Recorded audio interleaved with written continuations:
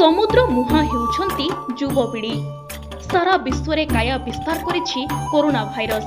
ନିଜ ପେଟ ପୋଷଣ କରିବା ପାଇଁ ବାହାର ରାଜ୍ୟରେ ରହିଥିବା ପ୍ରବାସୀ ଓଡ଼ିଆମାନେ ନିଜ ଭିଟାମାଟିକୁ ଚାଲି ଆସିଛନ୍ତି। ବର୍ତ୍ତମାନ କୌଣସି କାମର ଅଭାବରୁ ନିଜର ପେଟ ପୋଷଣ କରିବା ନିମନ୍ତେ ସମୁଦ୍ର ମୁହାଁ ହେଉଥିବା ଦେଖିବାକୁ ମିଳିଛି।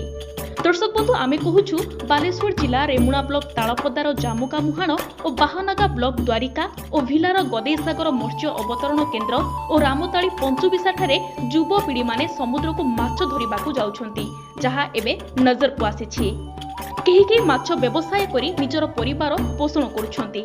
बाहर राज्य से माने काम करुथिले, सेठारे काम छाड़ी घर को आसिबा परे एही वृत्ति आपणाइछंती। जदि बाबदरे सरकारी प्रोत्साहन मिलंता ताहले से युवपीढ़ी आगको बढ़ी पारिथान्ते बोली कहिसंती। बाहानगरु भगवान दास को रिपोर्ट द उत्कल.in।